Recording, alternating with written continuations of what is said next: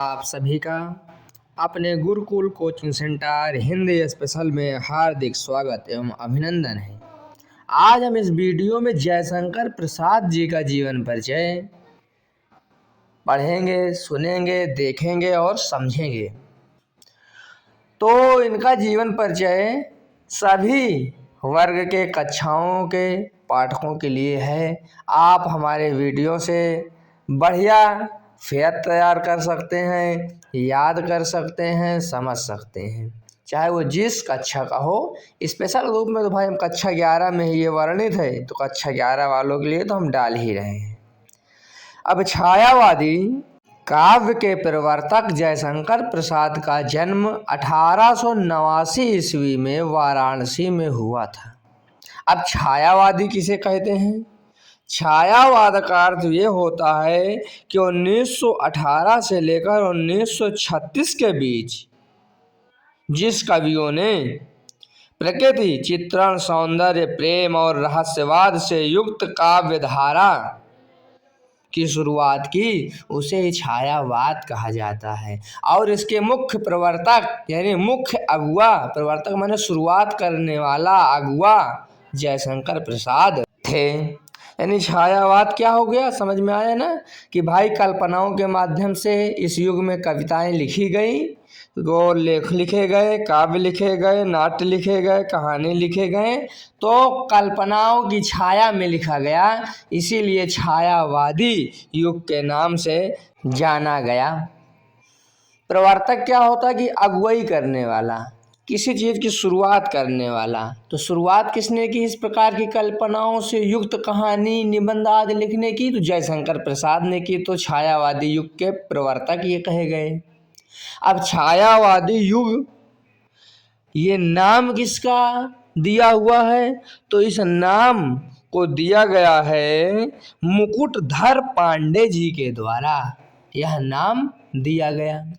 बहुमुखी प्रतिभा के धनी जयशंकर प्रसाद ने सुंघनी साहू नामक प्रसिद्ध एवं वैभव संपन्न एक ऐसे परिवार में जन्म लिया जिसमें विद्वानों एवं कलाकारों को समुचित सम्मान दिया जाता था। उनके घर में शिव जी की उपासना की जाती थी। यानी बहुमुखी प्रतिभा क्या होती है? यानी जो एक मुखी ना हो, यानी एक क्षेत्र में ना हो करके बहुमुखी माने चारों तरफ, यानी अनेक प्रकार की प्रतिभा जिसके पास हो, यानी नाट्य की लिखने की, कहानी लिखने की शक्ति हो, काव्य लिखने की शक्ति हो। यानी जयशंकर प्रसाद बहुमुखी प्रतिभा के धनी थे, यानी काव्य भी लिखते थे, नाटक भी लिखते थे, कहानियां भी लिखते थे। तो ये हो गया बहुमुखी प्रतिभा का अर्थ। इसी प्रकार समझिए, और इस प्रकार यदि हम एक एक शब्दों के अर्थ समझेंगे तो हमको और अधिक लाभ होगा, हमेशा के लिए ज्ञानवर्धन हो जाएगा हमारा। पारिवारिक व्यवस्थाओं के कारण, व्यवस्थाओं यानी मजबूरी के कारण कक्षा 8 तक ही वे स्कूली शिक्षा प्राप्त कर सके। आगे चलकर स्वाध्यायी प्रसाद, देखिए कितना बढ़िया लिख दिया गया, स्वाध्यायी माने अपने से पढ़ने वाले को स्वाध्यायी कहते हैं। स्व माने अपने, अध्यायी माने अपने से अध्ययन करने वाले को स्वाध्यायी कहते हैं। तो इसलिए आगे चलकर स्वाध्यायी प्रसाद ने घर पर ही संस्कृत के गहन अनुशीलन के अतिरिक्त, अनुशीलन माने गहन शिक्षा ग्रहण करना, अनुशीलन माने गहन किसी चीज या किसी क्षेत्र के बारे में जानकारी प्राप्त करना, अतिरिक्त हिंदी, उर्दू, बांग्ला आदि का पर्याप्त ज्ञान प्राप्त किया। पारिवारिक एवं आर्थिक संकटों से ग्रस्त, यानी संकट माने विपत्ति, विपदा, और ग्रस्त माने ग्रसित, यानी कोई जूझ रहा हो, उसके ऊपर आ गया हो संकट, तो ग्रस्त हो गया, उससे लग गया। तो जयशंकर प्रसाद अनवरत, अनवरत माने बिना रुके, अनवरत रूप से साहित्य सर्जना, सर्जना माने सृजन, साहित्य के क्षेत्र में काम करना, सजाना, साहित्य को ऊंचा ले जाना, यही साहित्य सर्जना में रत रहे। रत माने लगे रहना, जुड़े रहना। उनकी गणना मूर्धन्य साहित्यकारों में होती है। मूर्धन्य, मूर्धन्य माने विद्वान, मूर्धन्य माने विद्वान, गणना माने गिनती, साहित्यकारों में होती है। साहित्यकार माने साहित्य लिखने वालों में, यानी साहित्य को आकार देने वालों को कहा गया साहित्यकार। इस प्रकार ये साहित्य की सेवा करते हुए 1937 ईस्वी में स्वर्गवासी हो गए, यानी स्वर्ग पधार गए, मृत्यु हो गई इनकी। इस प्रकार इनका जीवन परिचय समाप्त हो गया, इतना काफ़ी है। अब इसके बाद साहित्यिक सेवाएं, माफ़ करिएगा यहाँ पर लगता है गलती हो गई है। साहित्यिक सेवाएं कॉलेज जैसे प्रमुख रचनाएं लिखा हुआ है, वैसे साहित्यिक सेवाएं नहीं लिख पाया गया है, लेकिन ये साहित्यिक सेवाएं हैं, ठीक है।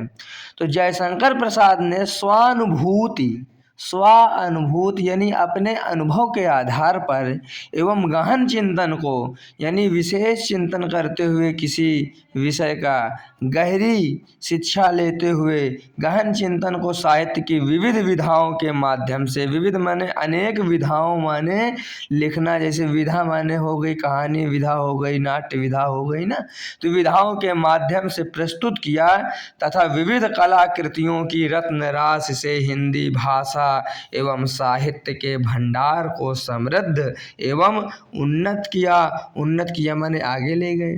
इन्होंने कहानी, उपन्यास, नाटक आदि विधाओं में रचना करने का कार्य किया।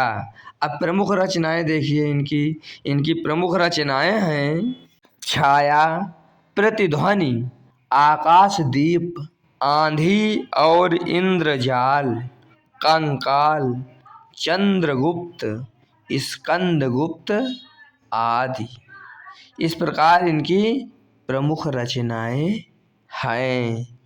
अच्छा, कलाकृतियों की रत्न राशि से मतलब यहाँ पर है कि इन्होंने विविध यानी अनेक प्रकार की कलाओं से पूर्ण कृतियों यानी साहित्यों की रत्न राशि यानी उत्कृष्ट रूप में रचनाओं को किया। इसीलिए यहाँ पर विशेषण यानी अति विशेषण का प्रयोग हो गया है। बढ़िया आदि। इन्होंने कामायनी की भी रचना की, जो विश्व प्रसिद्ध महाकाव्य है। विश्व प्रसिद्ध माने विश्व में प्रसिद्ध, संसार में प्रसिद्ध महाकाव्य है।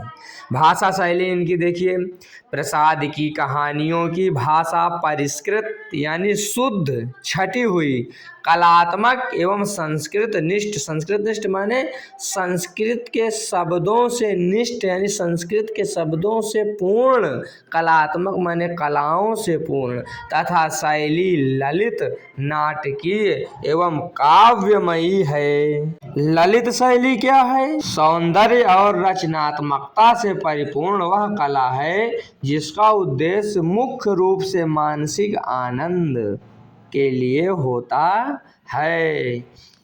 नाटकीय क्या है? नाटक से संबंधित को नाटकीय कहा गया है। काव्यमयी क्या है? तो काव्य रूप, कविता पूर्ण या जिसमें काव्य जैसे गुण भरे हो यानी रस छंद अलंकार से पूर्ण हो, वो काव्यमयी है।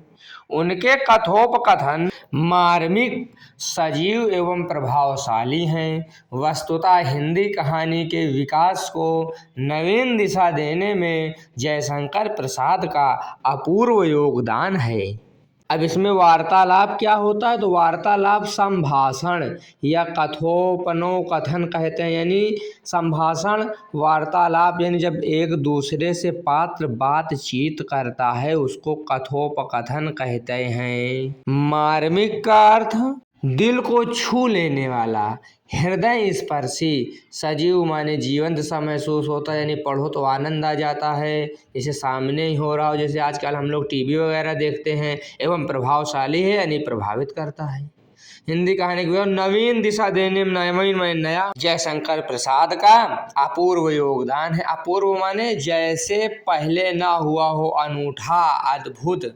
योगदान माने सहयोग करना, सहयोग देना, सहायता करना, अपना हिस्से की सहायता करना ना। तो इस प्रकार से जीवन परिचय जयशंकर प्रसाद जी का समाप्त हो गया। आशा है आप लोगों को वीडियो पसंद आई होगी और एक एक शब्दों के अर्थ को आप समझ पाए होंगे। यदि आपका भी कोई प्रश्न हो तो आप हमसे कमेंट के माध्यम से भी उस प्रश्न का हल ले सकते हैं, पूछ सकते हैं। आप सभी का बहुत बहुत धन्यवाद। वीडियो अच्छी लगी हो तो लाइक करें, कमेंट में बताएं वीडियो कैसी थी और शेयर भी करें, जिससे और लोगों तक हमारी ये वीडियो पहुँचे और यह परिवार बढ़ सके और हमारा भी उत्साह वर्धन हो। आप सभी का बहुत बहुत स्वागत एवं धन्यवाद।